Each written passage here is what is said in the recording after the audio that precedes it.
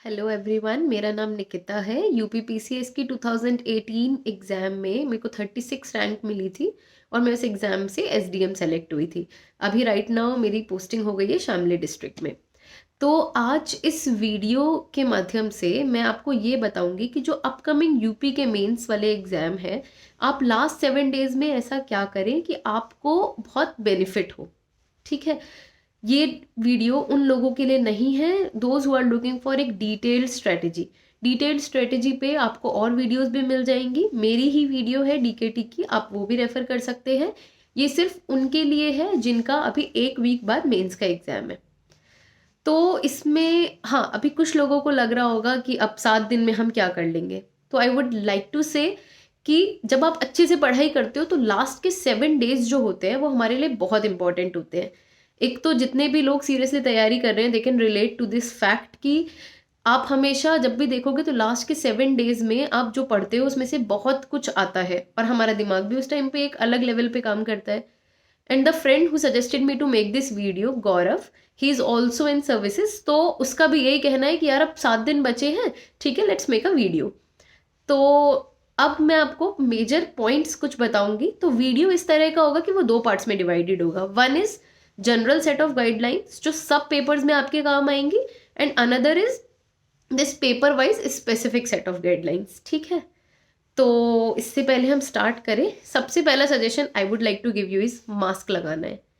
मतलब आपको 3 घंटे मास्क लगाना है। आपको ऐसे प्रैक्टिस करनी है कि आप 3 घंटे मास्क लगा कर ही पेपर देंगे, जिसमें आई कैन से कि this is one kind of mask जिसको मैं काफ़ी देर तक लगाती हूँ तो मुझे फॉगिंग हो जाती है।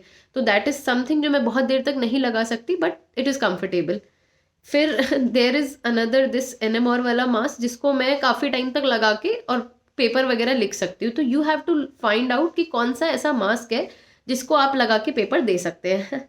This is not mask promotional videos, तो मैं नहीं बताऊंगी। आप अपने लिए कंफर्टेबल मास्क कोई भी ढूंढें और ज़रूर लगाएं। क्योंकि देखो, जब तबीयत खराब होती है तो वो एक एक्सक्यूज़ आपके लिए हो सकता है, आपकी फैमिली के लिए हो सकता है, लेकिन लॉन्ग टर्म में बहुत बेकार है। क्योंकि मेरी अभी मुझे कोल्ड हो गया है तो मैं फील कर सकती हूँ कि आप इनएफिशिएंट हो जाते हो। हाउएवर कॉन्फिडेंट यू आर, कहीं ना कहीं आपकी अंदर इनएफिशिएंसी आ जाती है। अब जब आपका एग्जाम है, या तो आपको एग्जाम लिखने देंगे या फिर आप लिखने जाएंगे। अगर आप कोविड में जाएंगे तो भी आप परफॉर्म नहीं कर पाएंगे। अगर आप नहीं लिखने गए तो that's a loss for you, और that's a loss for entire, मतलब फॉर एंटायर ईयर। क्योंकि एग्जाम जो होते हैं वो काफ़ी टाइम बाद ही होते हैं और हम उनके लिए इतना पढ़ते हैं। इस मेंस ब्रैकेट में आना इज इटसेल्फ बहुत मुश्किल आजकल। तो पहला suggestion is please wear mask. उससे पहले चूज योर मास्क। कौन से टाइप का मास्क ऐसा है जिसमें आप 3 घंटे लगा के चीजें लिख पाएंगे। कुछ लोगों को लगता है मास्क से कुछ नहीं होता है, कोई फर्क नहीं पड़ता है, बट स्टिल जब हमारे पास ऑप्शन है तो we should wear mask. Second point जो मैं आपको बताना चाहूंगी वो ये है, अब हम आ गए हैं पूरा पेपर्स पे। तो आपको एक चीज मेक श्योर करनी है कि आपको पेपर पूरा कंप्लीट करना है, and this is for every paper. मतलब हिंदी और कुछ पेपर्स में ऐसा हो सकता है कि ठीक है, ग्रामर है, बहुत ऐसी चीज है विच इज फैक्चुअल, नहीं आती तो नहीं आती, आती है तो आती है। फिर भी आई वुड से आपको अगर कुछ क्लोज भी लग रहा है तो आप उसको लिख के आए। जीएस में तो कोई चांस ही नहीं है, बिल्कुल नहीं। आप कोई क्वेश्चन छोड़ ही नहीं सकते हैं। अगर आपको अपनी डिजायर्ड सर्विस चाहिए, जैसे मेरी सर्विस, मेरे लिए था कि भाई एसडीएम बनना है, तो अपनी डिजायरेबल सर्विस में, और मेरे जितने भी बैचमेट्स हैं लाइक 99% ऑफ देम, उनका ये कहना है कि पेपर कंप्लीट करना इज फर्स्ट थिंग जो आपको करनी ही पड़ेगी सिलेक्शन के लिए। मतलब लिस्ट में आने के लिए इट्स सॉर्ट ऑफ मैंडेटरी। अब अगर अभी भी आप पेपर नहीं कंप्लीट कर पा रहे हैं और आपको लगेगा कि 7 दिन में आप कैसे पेपर कंप्लीट कर लेंगे, तो दैट्स नॉट ए इशू। आपको कुछ कुछ थोड़ा थोड़ा लिखना है। अभी भी आप एक पेपर क्यों, आप क्वेश्चंस उठाओ, टाइम में डिवाइड कर लो। जैसे एक क्वेश्चन में आपको, अगर वो 8 मार्क्स का क्वेश्चन है तो आपको 7 मिनट्स मिलते हैं, तो आप उसी स्पीड पे लिख के प्रैक्टिस कर लो कि आप 3 क्वेश्चन अगर लिख रहे हो तो वो 20 मिनट्स में होने चाहिए। तो ये पहली सजेशन है which is really which works a lot. ठीक है, सेकंड जो मैं आपको सजेशन देना चाहूंगी वो ये है कि आप सब लोग यूपी का मैप देख लें। देखना डजंट मीन कि आप उसको बना के नहीं देखेंगे। जब तक आप उसको बना के नहीं देखेंगे वो पेपर में नहीं बन पाएगा। और पेपर में उसको बनाने के लिए द थिंग इज कि आपको थोड़ा सा जो एकदम मतलब कॉर्नर्स वाले जो डिस्ट्रिक्ट हैं उन पर ज़्यादा ध्यान देना है। जैसे ऊपर सहारनपुर हो गया, फिर शामली जहाँ पे मेरी पोस्टिंग है, that's like the western most district. फिर उसके बाद आपको सोनभद्र नीचे मिलेगा, उसके बाद फिर इधर आपको ईस्ट की साइड पे बलिया वगैरह मिलेंगे। दो मेरा factually I can be incorrect, क्योंकि अभी मेरा टच भी छूट गया है और ये सारी चीज़ें थोड़ा थोड़ा वेरी करती रहती हैं, but this is just an example. इसका मतलब ये नहीं है कि आपको लगेगा कि भाई निकिता मैम ने बोला था तो हमें अब यही लिख के आना है। You have to search for it. मेरे कहने का मतलब ये है कि आपको मैप थोड़ा सा क्लियर होना चाहिए। अब क्या होगा, आपको मैप आता है तो आपको मैंने अभी बताया कि आपको क्वेश्चंस कंप्लीट करने हैं, तो आप बहुत सारे क्वेश्चंस में मैप बना दोगे। जैसे क्वेश्चन आया यूपी का इरिगेशन, मैप से समझाओ। यूपी का सॉइल, मैप से। One district one product, map से। ये सब वही क्वेश्चंस है जो आ चुके हैं। टूरिस्ट सर्किट, मैप से। Expressway projects, maps. मतलब यूपी में जहां भी आपको लगता है कि यूपी का क्वेश्चन हल्का सा आ गया, मैप ड्रॉ कर दो। एक पेपर में 3 क्वेश्चन में भी मैप ड्रॉ करोगे, कोई दिक्कत नहीं है। 3 पेपर्स तो ऐसे हैं GS 1, 2, 3 जहां पे आप बना सकते हो। तो ओवरऑल अगर हम 3 एक में भी बना रहे हैं तो हमारा अच्छा खासा फायदा है। हम 10 क्वेश्चंस हमें मिल जाते हैं जिनमें हमारा अगर 1 मार्क्स भी बढ़ा, 10 मार्क्स मैटर्स अ लॉट।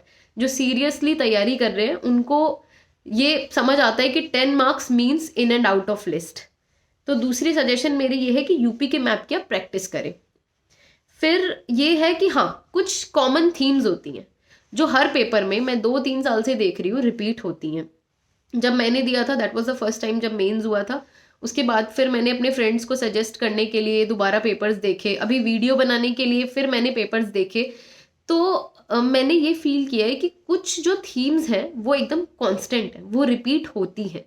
तो हमेशा इट्स एडवाइजेबल कि अगर आप उनका कंटेंट पहले से प्रिपेयर रखोगे तो एक तो आपका कंटेंट अच्छा होगा, दूसरा आपका टाइम बचेगा, और तीसरी चीज ऐसी है कि आप उसको कहीं भी डाल सकते हो because that is a ready content for you. जरूरी नहीं है कि बहुत अच्छा कंटेंट आपको चाहिए। तो कुछ ऐसी थीम्स हैं जो मैं फिर से बता रही हूँ, it's just a suggestive video. ऐसा बिल्कुल नहीं है कि यही आएगा, ये यही आया है। बट मेरे एक्सपीरियंस से वन थिंग इज वेमेन। या तो आपको यूपी की हिस्टोरिकली इंपॉर्टेंट वेमेन, यूपी के वेमेन का एजुकेशन, यूपी की वेमेन के लिए स्कीम, यूपी की वेमेन के लिए सिक्योरिटी स्कीम, यूपी में विमेन की पावर्टी, या फिर आप यूपी में विमेन का पूरा पढ़ेंगे। ठीक है, आपको स्कीम्स मिल जाएंगी। जैसे स्कीम्स अगर नहीं भी डायरेक्टली क्वेश्चन आया तो आप कन्या सुमंगला स्कीम, ऐसे आइकॉनिक स्कीम्स को अगर आंसर्स में डालोगे तो आपको बहुत अच्छे मार्क्स मिलेंगे डेफिनेटली, क्योंकि आप थोड़ा सा यूपी माइंडसेट से दोगे। अभी कुछ लोगों ने यूपीएससी दिया होगा, उनके पास 7 डेज का ब्रैकेट है, उनको लग रहा होगा कि क्या अलग करें। तो जिन लोगों ने यूपीएससी दिया है और यूपी पीसीएस के लिए दे हैव दिस 7 डेज वाला ब्रैकेट, तो वो लोग और स्पेशली ये वाली चीजें करें कि थोड़ा सा यूपी सेंट्रिक चीजें पढ़ें। ठीक है, ऐसी कुछ थीम मैं आपको बता देती हूँ जो मुझे लगती हैं पर्सनली। फिर मैं बता रही हूँ this is such a suggestive video. जैसे वेमेन हो गया, गांधी जी, जो आपके हर पेपर में दिखेंगे आपको, मतलब हर पेपर में, राइट फ्रॉम एस्से, हर एक पेपर में। पेपर 1 में भी क्वेश्चन होगा, पेपर 2 में भी होगा, पेपर 3 में भी होगा, and paper 4 is all about ethics. तो गांधी जी का जिक्र ना आए एथिक्स में इज इम्पॉसिबल। तो आप एक गांधी जी प्रिपेयर करेंगे। फिर एक टॉपिक इज टूरिज्म। टूरिज्म एक कांस्टेंट टॉपिक है। 2018 में टूरिज्म से क्वेश्चन आए 2, फिर 19 में आया, फिर 20 में आया, और दिस इज समथिंग जो थोड़ा थोड़ा वेरी करके पूछ ही रहा है।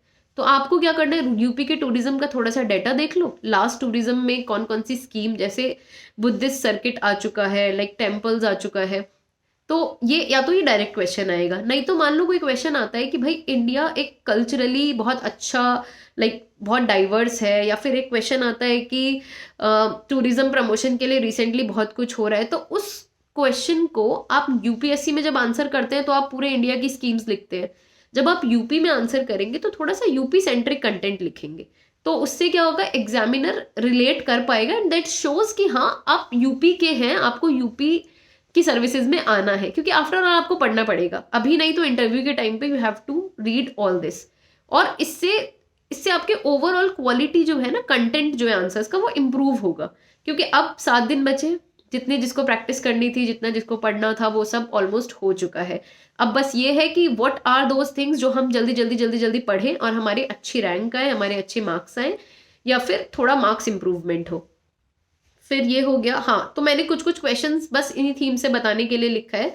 जैसे कुछ पिछले साल में बहुत बड़ी बड़ी स्कीम चल रही होंगी, जैसे based on my guess UP में 2 इंटरनेशनल एयरपोर्ट्स खुले हैं, आप लोगों को पता है, दिस जेवर वाला इन कुशीनगर।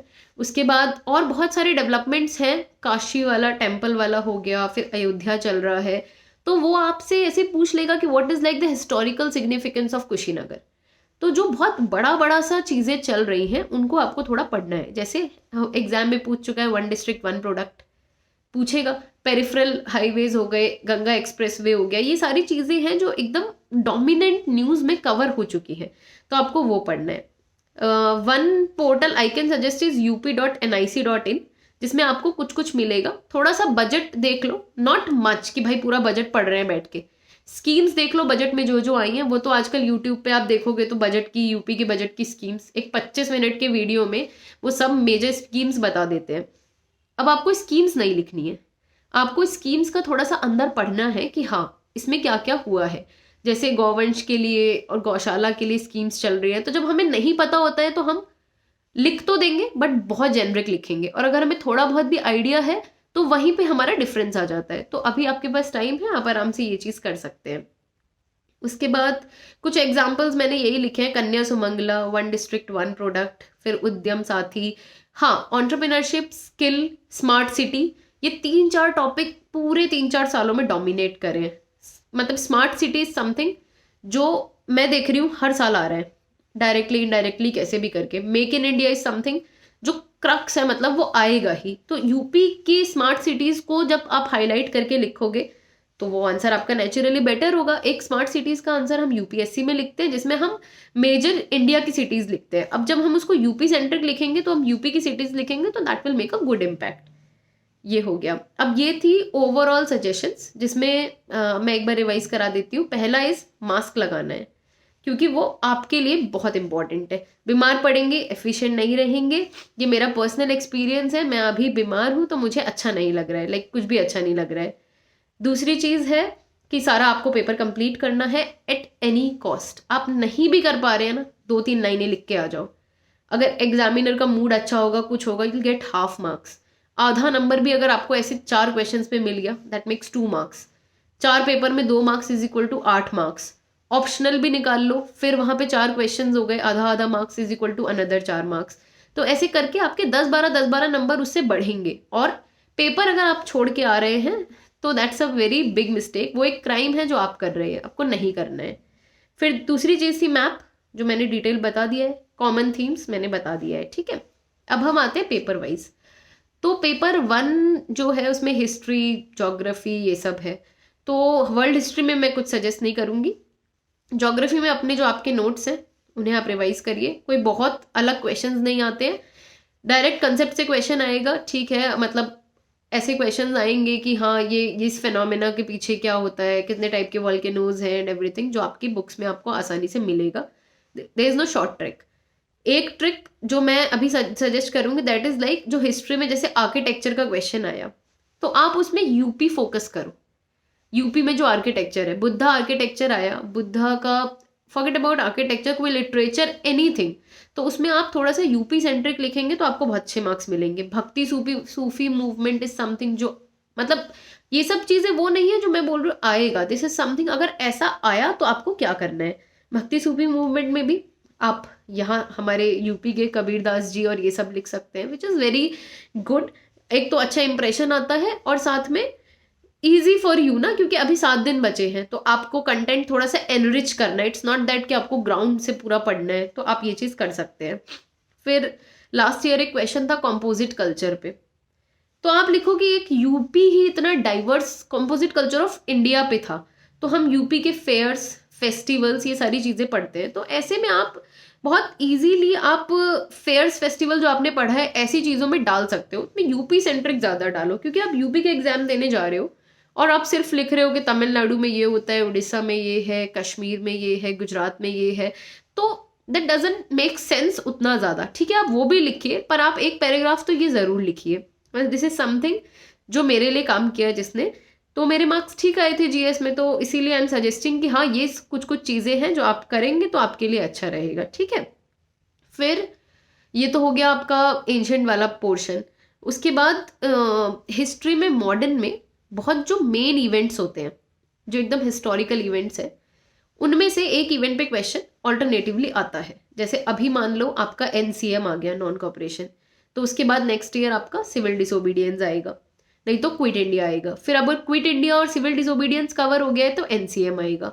तो ऐसे आइकॉनिक से इवेंट में 1857 हो गया, 1905 हो गया, फिर उसके बाद दिस एनसीएम हो गया, Rowlatt can also be part of that.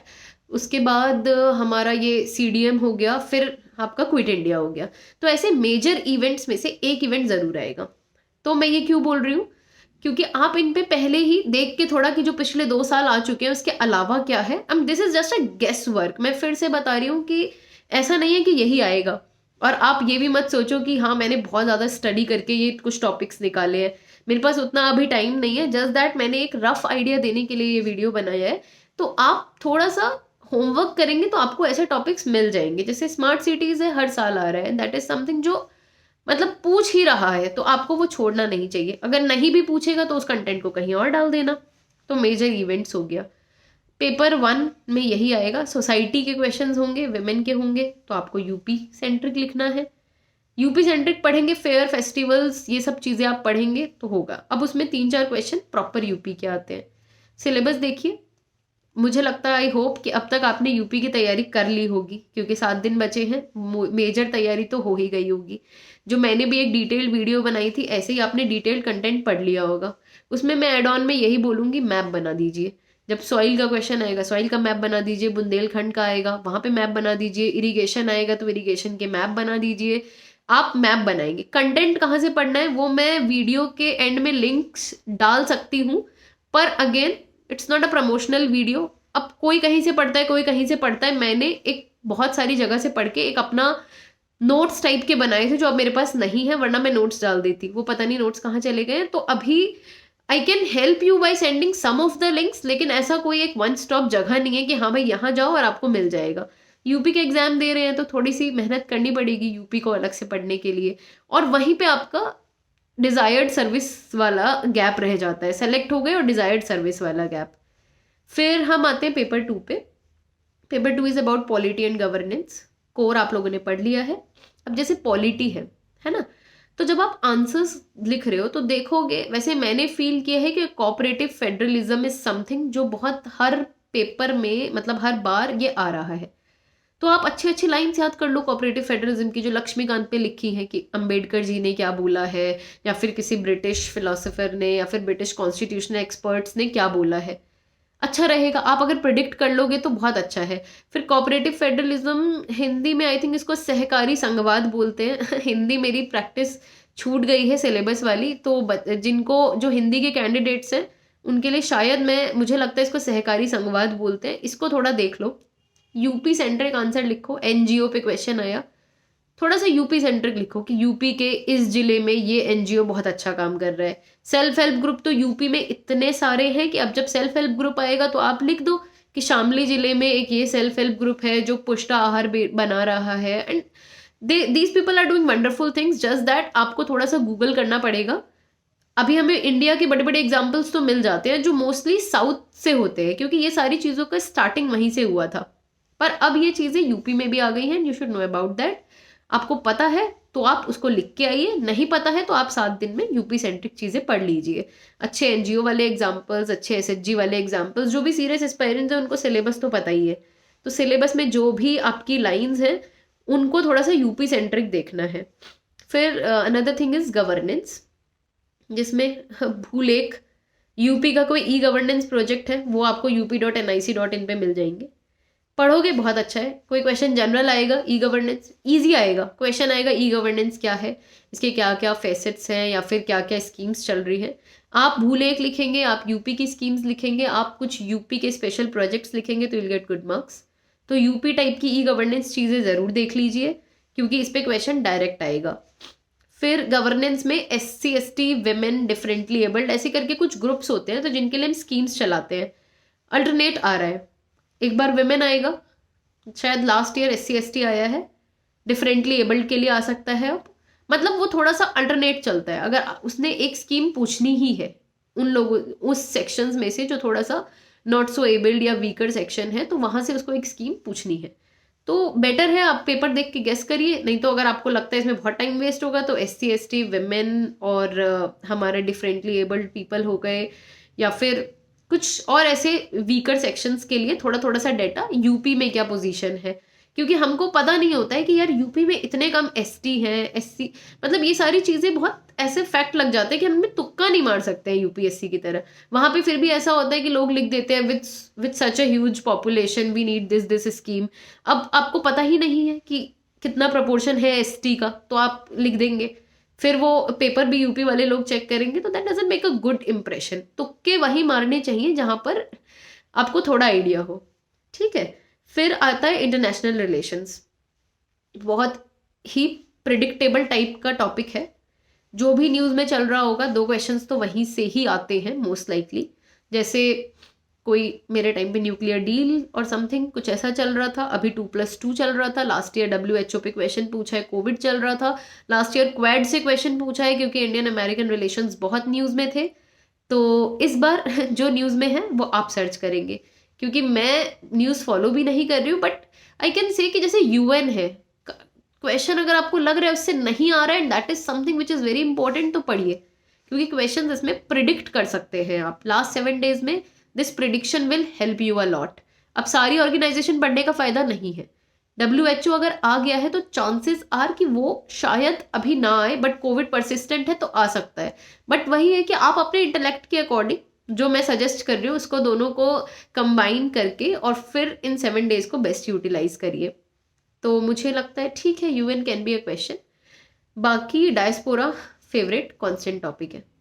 अगर आप 3 साल में 2 बार कोई क्वेश्चन को देख रहे हैं तो चांसेस आर कि हाँ this is one of the topic जहाँ से क्वेश्चन आने के चांसेस है। पढ़ लीजिए उसको थोड़ा सा। अब आप यूपी सेंट्रिक डायस्पोरा क्या ही पढ़ेंगे, बट ये है कि हाँ आप वो पॉकेट्स देख लीजिए जहाँ से काफ़ी लोग बाहर जाते हैं या फिर समथिंग लाइक दैट। मतलब थोड़ा सा यूपी को आपको 7 दिन में टेंज देना है। ये हो गया। स्मार्ट सिटीज मिशन अगेन मैंने लिखा हुआ है क्योंकि दैट इज समथिंग जो मुझे हर एग्जाम में मतलब बहुत दिख रहा है। Make in India smart cities जो कॉन्स्टेंटली आ रहा है, तो थोड़ा सा स्मार्ट सिटीज यूपी की याद कर लीजिए, उसको कहीं भी आप फिट कर सकते हैं। कुछ कुछ ऐसा जेनरिक कंटेंट आपके पास होना चाहिए जिसको आप फिट आसानी से कर दें, अगर उसका डायरेक्ट क्वेश्चंस भी ना आए तो इनडायरेक्टली वो आपको हेल्प करेगा। फिर एग्री डाटा, यूपी का एग्री डाटा आपको पता होना चाहिए। फार्मर्स की प्रॉब्लम कॉमन है अक्रॉस इंडिया, ठीक है, थोड़ा बहुत वेरिएशन होता है स्टेट वाइज, पर फिर भी अगर आपको यूपी सेंट्रिक प्रॉब्लम लिखनी है तो आप कोई बहुत नई प्रॉब्लम्स नहीं आएंगी। बट अगर आपको यूपी का डाटा पता है कि कितने % लोग शुगर केन वाला कर रहे हैं, कितने % लोगों का क्या है, तो जब आपको यूपी का डाटा पता होगा तो आपके लिए इजी हो जाएंगी चीज़ें। आंसर पढ़ के लगेगा कि हाँ you are from UP, you are interested in services, आप एक ऐसे एलिजिबल कैंडिडेट हैं जिसको सेलेक्ट करना चाहिए। तो मैंने कुछ एग्री डाटा देख लिया था, बहुत ज़्यादा नहीं, थोड़ा बहुत, इतना कि आप एक आंसर में कुछ 3-4 पॉइंट्स डाल पाए। रफ आइडिया ले लीजिए, उसके बाद आप कर लेंगे। कोई बहुत ऐसे एकदम ही वेरिएशन नहीं लिखना है कि भाई कुछ भी हम लिख के आ गए गलत चलत, इसीलिए थोड़ा आइडिया ले लीजिए। इंडस्ट्रियल डाटा यूपी में क्योंकि अभी बहुत ज़्यादा MSME टाइप की चीज़ें और एंटरप्रेन्योरशिप टाइप की चीज़ें बहुत चल रहे हैं, तो थोड़ा इंडस्ट्रियल डाटा ले लीजिए। एक्सप्रेसवे पक्का पढ़िए क्योंकि मेजर इंफ्रा प्रोजेक्ट्स जो है उसमें एक्सप्रेसवे काफ़ी रोल कर रहे हैं, और यूपी में पिछले 2-3 सालों में बहुत ज़्यादा ये कनेक्टिविटी प्रोजेक्ट्स चल रहे हैं। तो आपको यहाँ पे मैप बनाना है, तो अभी आई होप कि आपने अभी तक एक्सप्रेसवेज देख लिए होंगे। नहीं देखे हैं तो आज देख लीजिए, या फिर अभी जो भी 3-4 दिन है आप जैसे प्लान करेंगे देख लीजिए, लेकिन उनके साथ मैप जरूर बनाना है। जैसे गंगा एक्सप्रेसवे अगर मेरठ से होके प्रयागराज जा रहा है तो उसमें कौन कौन सी मेजर 3-4 जगह कवर हो रही है, मेजर डिस्ट्रिक्ट्स, उतना देख लीजिए। मैं फिर बोल रही हूँ, मैं फैक्चुअली इनकरेक्ट हो सकती हूँ, आई डोंट नो कि कहाँ से कहाँ तक जा रहा है, this is just for example. दो मैं कोशिश कर रही हूँ कि जो मैं बोलूँ वो थोड़ा बहुत ठीक हो, पर फिर भी फैक्चुअली इनकरेक्ट हो सकता है। तो ये आपका पेपर 3 हो गया, तो ऑलमोस्ट कवर हो गया है। अब आता है पेपर 4, ठीक है। एथिक्स लोगों को लगता है, और एक्चुअली है भी, मोस्ट लाइकली UPSC टाइप का ही होता है। पर वन थिंग इज, जब हम UPSC देते हैं तो हमको लगता है कि केस स्टडीज अच्छी कर लेंगे, थ्योरी वाला पार्ट में थोड़ा बहुत हमें कम ज़्यादा भी आता होगा तो दैट विल वर्क। लेकिन यहाँ पे केस स्टडीज के नाम पे कुछ खास नहीं आता है। जब आप केस स्टडीज देखेंगे तो एक दो दिखेंगे, एक दो, और वो भी आपको बहुत डिफरेंट दिखेंगी यूपीएससी से। तो जो लोग दोनों चीज़ों की तैयारी कर रहे हैं उनको पेपर में बैठ के लगेगा, जैसा मुझे लगा था, कि इतना मैं कंटेंट कहाँ से लाऊं, है ना। तो आप जितनी भी डेफिनेशंस हैं, जैसे एटीट्यूड एप्टीट्यूड पे ही 22 नंबर के क्वेश्चंस आ गए थे 2018 में, मतलब 22 मार्क्स।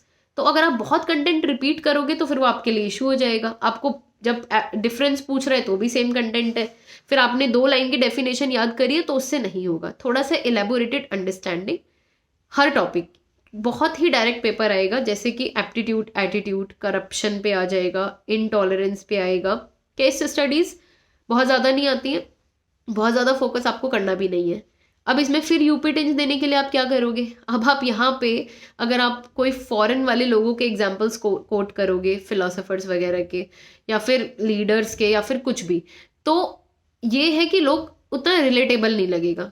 उसकी जगह आप गांधी जी लिखिए, कबीरदास लिखिए, और यूपी में बहुत महान पर्सनैलिटीज़ हैं, जब आप थोड़ा सा पढ़ेंगे तो आपको पता चल जाएगा, वो लिखिए। मतलब this is just an advice, क्योंकि जब हम बाहर के लोगों के एग्जाम्पल लिखते हैं तो बहुत सारे लोगों को मे भी नहीं पता कि जॉन लॉक का क्या है, एरिस्टोटल का क्या है, मतलब अरस्तु वाली फिलोसफी लोगों को इवन इफ पता भी है, एग्जामिनर जो पेपर चेक कर रहा है, बट उसको वो यूपी वाली फील नहीं आएगी। तो आपको थोड़ा सा यूपी वाली फील लेने के लिए, लाने के लिए, आप विमेन में लिखिए तो आप महारानी लक्ष्मीबाई लिखिए। अभी उनके नाम पे स्टेशन वगैरह भी चेंज हो रहा है, तो वो आप देखिए कि किस चीज़ पे फोकस है, वो चीज़ें आप ज़्यादा पढ़ेंगे। 7 डेज में आप यही कर सकते हैं। तो एथिक्स में एक तो आप इंडियन फेमस पर्सनैलिटीज़ और सो कॉल्ड रोल मॉडल्स और जो भी है उन पे ज़्यादा ध्यान देंगे। And another thing is definitions को अच्छे से कर लेंगे, क्योंकि केस स्टडीज आती नहीं है। फिर आप बीच में आप लिख रहे हैं और आपको नहीं पता कि हाँ वर्क कल्चर के 7-8 पॉइंट नहीं आते हैं, तो फिर आप उसको रिपीट करेंगे। रिपीटेटिव कंटेंट अच्छा नहीं लगता है, तो वो कर लीजिए। अब चारों पेपर हो गए हैं, लेट्स टॉक अबाउट हिंदी जिसमें लोगों को एक्चुअली बहुत डर लगता है, क्योंकि सब ये सोच के बैठे होते हैं यार हिंदी तो हमने पढ़ी नहीं है। तो वो किसी ने नहीं पढ़ी है 10th के बाद। इवन हिंदी मीडियम का स्टूडेंट भी हिंदी में बहुत अच्छा स्कोर करेगा इज नॉट ए गारंटी। लेकिन कुछ चीज़ें हैं जो आपको करनी पड़ेंगी, क्योंकि वही है 10-10 नंबर से आपकी चीज़ें रहती हैं, तो आपको बहुत रैंक इधर उधर रहती है। तो ऐसा नहीं है कि मैं हिंदी थोड़ा कम पढ़ लेती हूँ, मैं और चीज़ें ज़्यादा पढ़ लूँगी तो हो जाएगा। अपना आपको बेस्ट करना है, क्योंकि ये गोल्डन चांस आपको 1-2 बार ही मिलता है लाइफ में, और अच्छा है कि एक ही बार मिले और आप पूरा निकल जाए, दोबारा आपको ज़रूरत ना पड़े। तो हिंदी में एक गलती जो मैंने करी थी, अच्छे से मैंने पढ़ लिया था, सब कुछ पढ़ लिया था, एक गलती जो मैंने करी थी जिसकी वजह से मेरे हिंदी में अच्छा स्कोर नहीं आया है। हिंदी में मेरे काफ़ी कम मार्क्स आए थे, जहाँ 100 मार्क्स इज़ वेरी कॉमन, वहाँ पे मेरे को 80 मार्क्स आया था। तो जबकि मैं सोचती हूँ कि मेरी हिंदी इज़ गुड, वो इसीलिए हुआ क्योंकि मैंने लिखा नहीं था। लेटर में क्या है कि आप लेटर का फॉर्मेट आपने पढ़ लिया, आप चले गए एग्जाम में बैठ के लेटर लिख रहे हैं, आपको अधोहस्ताक्षरी ही नहीं लिखना आएगा। आपको ऐसे ऐसे जो वर्ड होते हैं जो आप याद तो कर लोगे, प्रेषित प्रेषित भी नहीं लिख पाएंगे आप, अगर आपको हिंदी की प्रैक्टिस नहीं है।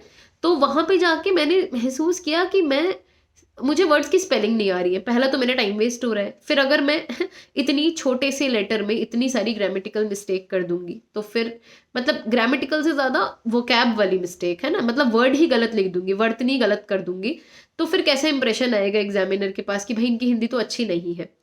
तो वो भी एक प्रॉब्लम है। तो वो आप लिखिए, जब तक आप लिखेंगे नहीं ना आपको कॉन्फिडेंस नहीं आएगा। तो एक लेटर आपको लिखना है। प्लस एक और चीज़ ये है कि जैसे पेपर आएगा तो एक अपठित गद्यांश आता है, which is like unseen passage sort of, Hindi में। तो आप वहां से पढ़ के पहले उसे पढ़ के पहला क्वेश्चन वही अटेम्प्ट करिए, क्योंकि क्या होता है ना, जब हम एकदम से हिंदी लिखने चलते हैं तो वर्ड्स उतने शुद्ध आ नहीं पाते हैं, और हम तब तक लेटर लिख दिए होते हैं जब तक हमारी शुद्ध वर्तनी डेवलप नहीं हो पाती। तो हम पहले अगर पढ़ लेंगे तो हमारे दिमाग में कुछ अच्छे वर्ड्स, थोड़ा सा फ्रेम, और मतलब हम एक्वेंट हो जाएंगे एग्जाम में, मतलब हमें थोड़ा सा अवगत हो जाएंगे कि हाँ ये हिंदी के शब्द हैं, ये हमें इस तरह से फिर लिखना है, और फिर आपके दिमाग में अच्छे अच्छे वर्ड्स आ जाएंगे। जैसे कभी कभी संघर्ष ही याद नहीं आता है, जब मैं कुछ लिख रही थी तो मुझे संघर्ष वर्ड ही नहीं याद आ रहा था, स्ट्रगल स्ट्रगल। फिर मैंने जब देखा पैराग्राफ जो पहले आया था, जब मैंने वो पढ़ा तो मैंने देखा वहां पे ऐसे बहुत सारे शब्द होते हैं जो आपको याद नहीं आ रहे होते एग्जाम में, बट वो बहुत यूजुअली फ्रिक्वेंटली यूज होते हैं उधर, तो आप वहां से ये एक मतलब दिस इज समथिंग जो मेरे लिए काम किया है। ये ऐसा नहीं है कि this not a golden rule, but आपकी वर्तनी के लिए आपको ना कुछ शब्द मिल जाएंगे वो कैब, और फिर आप अच्छा लिखेंगे। लेटर तो लिख के देखिए, उसका कोई सब्स्टिट्यूट नहीं है, जरूर लिखिए, वरना पेपर में नहीं लिख पाएंगे। अधो हस्ताक्षरी, स्वास्थ्य, इनफैक्ट स्वास्थ्य भी अगर आप लिखना चाहेंगे तो आपको लगेगा स्वास्थ्य होता है, स्वास्थ्य होता है, मतलब बहुत कॉमन वर्ड्स हैं जो आप गलत करेंगे, तो आप पहले लिखिए। फिर आते हैं ग्रामर, जो बहुत स्कोरिंग होती है, लेकिन इक्वली लोगों को लगता है कि यार मुझे याद नहीं हो रहा है। तो आप अगर 2-3 लोग पढ़ रहे हैं तो एक दूसरे से पूछ पूछ के करिए। लास्ट ईयर के ही क्वेश्चंस 80%, 70-80% रिपीट होते हैं ग्रामर में। तो बुक्स सबने पढ़ ली होंगी, आई वुड नॉट से कि भाई आदित्य पब्लिकेशन की बुक आती है या जो भी आता है। अब जो भी आपने पढ़ लिया है उसको लेके उसे रिवाइज करिए। हिंदी की ग्रामर एंड मोमेंट पे रिवाइज करने से ही आएगी, वो मतलब किसी को याद नहीं आता है, वो एक तुक्का है भाई, आ गया तो आ गया पेपर में, याद नहीं आया तो नहीं आया। तो बहुत वरिड मत होइए। वर्तनी वाला जो आता है शुद्ध करके लिखने वाला, वो मैक्सिमम लोग नहीं लिख पाते हैं, जिनका हिंदी का बहुत वो नहीं है, तो वहां फोकस नहीं करिए। मुहावरे हैं जो हम सुनते हैं, तो हम मुहावरे इजीली कर सकते हैं और मुहावरे इजी आते हैं। फिर एक होता है कि एक शब्द बहुत शब्दों के लिए, जैसे जो हमेशा रहता है शाश्वत, तो इनमें क्या है, जब शाश्वत आपने पढ़ तो लिया, अब एग्जाम में अगर आप शाश्वत गलत लिख के आ गए तो फिर दिक्कत है, मतलब आपका याद रहना भी खराब हो गया। और जब आप शुद्ध ही नहीं लिखेंगे हिंदी, तो जो मेरे साथ हुआ था, मैंने पढ़ काफी लिया था, लिखने में मेरे को कहीं कहीं बार मैंने अशुद्ध चीजें लिखी, तो इसीलिए मेरे मार्क्स नहीं आए, तो उतने अच्छे नहीं आए जितने अच्छे आ सकते थे। तो हिंदी में ये करिए। हाँ, हिंदी में भी ऐसा है, यही सजेशन है, चीजें नहीं आती हैं ठीक है, आपको नहीं पता इसका विलोम क्या है, समटाइम्स हमें लग रहा होता है यार इसका विलोम ये हो सकता है, जैसे कृतज्ञ है, ठीक है, उसका हमें विलोम, उसका कृतज्ञ अगर विलोम होता है और हमें नहीं पता, तो अब देखिए कृतज्ञ है, अगर आपको पता भी है तो भी कितने लोग उसको सही लिख पाएंगे, इज अ फैक्ट। तो थोड़ा सा लिखिए। अब अगर आपको नहीं पता, आप बहुत फुलिश लिखेंगे, अकृतज्ञ लिख देंगे, है ना, मार्क्स आपके कट जाएंगे, क्योंकि इट्स लाइक मैथ्स, आपके मार्क्स या तो आपको मिलेंगे या आपके मार्क्स कटेंगे। ग्रामर है, व्याकरण में यही होता है। तो कोई बात नहीं, अगर आपने क्या पता आप ऐसा कुछ लिख रहे हो और वो ठीक भी हो जाए, तो बहुत ऐसा नहीं, अगर आपको थोड़ा थोड़ा सा हिंट आ रहा है तो आप लिख दीजिए। बहुत उल्टा कुछ ऐसा मतलब आ रहा हो जो बहुत अजीब है तो नहीं लिखिए, वो तो हमको पता ही है, जब हम लिख रहे होते हैं तो इतना सेंस है। बट अगर कुछ गेस टाइप का मार पा रहे हो तो मार दो, मतलब मैं तो ये कहूंगी मार दो। तो ये हमारा हिंदी हो गया। लिखिए प्लीज, लेटर लिख के देखिए, कुछ चीजें लिख के देखिए। सबसे पहले आप इस अनसीन पैसेज, जिसको अपठित गद्यांश और समथिंग बोलते हैं, वहां से स्टार्ट करिए। अब लास्ट पेपर आता है एस्से। एस्से में मुझे अच्छे मार्क्स मिले थे, एस्से ने ही मेरे हिंदी के मार्क्स को कवर किया था, मुझे 150 में से 112 या 13 मार्क्स मिले थे। तो एस्से में क्या होता है, आपको पहले से टॉपिक्स पता है, ठीक है। अब हम क्या गलती करते हैं, हम टॉपिक्स तो देख लेते हैं, हम कंटेंट भी पढ़ लेते हैं, लेकिन यूपीएससी का एस्से और इसके एस्से में काफ़ी डिफरेंस होता है, क्योंकि ये हमें बहुत छोटा लिखना है, ये बस हमें 750 वर्ड्स में लिखना है। अब जब हम 750 वर्ड्स में अपनी बात कहना चाहते हैं तो वर्ड्स खत्म हो जाते हैं। यूजुअली क्या होता है, जब हम माहौल बना रहे होते हैं तब तो इंपॉर्टेंट कंटेंट लिखते नहीं है, कंटेंट आप इंपॉर्टेंट लिखते हैं बाद में। तो जब तक आप उस कंटेंट पे पहुंचते हैं जो ऊपर आना चाहिए, तो आपका स्पेस टाइम सब खत्म हो जाता है। तो मैं आपको बोलूंगी जो टॉपिक्स दिए हैं, पहले तो आप उन पे कंटेंट बनाइए। आपको पता है आईआर एक टॉपिक होता है, आपको आईआर पसंद है, ढूंढ लीजिए आईआर की चीजें शुरू से लेके अभी तक, आईआर की कोट्स, आईआर की एवरीथिंग। आईआर मतलब इंटरनेशनल रिलेशंस, अंतर्राष्ट्रीय संबंध। तो आप कुछ ना कुछ उस पे ऐसा चीज लिखिए, मतलब ये बहुत जरूरी है। जब आप पहले से बना के चलेंगे, घर पे 2-3 एस्से लिखिए, ये नहीं कि एस्से लिख रहे हैं और वर्ड्स नहीं चेक कर रहे हैं। यूपीएससी वाले लोगों को जो प्रॉब्लम यूपी पीसीएस में एस्से में आती है, वो आती है वर्ड लिमिट की। वर्ड लिमिट एक इलेबोरेटेड जीएस आंसर, मतलब एक जीएस के आंसर को, सामान्य ज्ञान वाले, अध्ययन वाले जो आंसर है उसको बड़ा करके लिखना होता है एस्से में। उसमें आपको कोट्स भी डालने हैं, उसमें आपको सारी चीजें डालनी है। तो आप 2-3 एस्से लिखिए।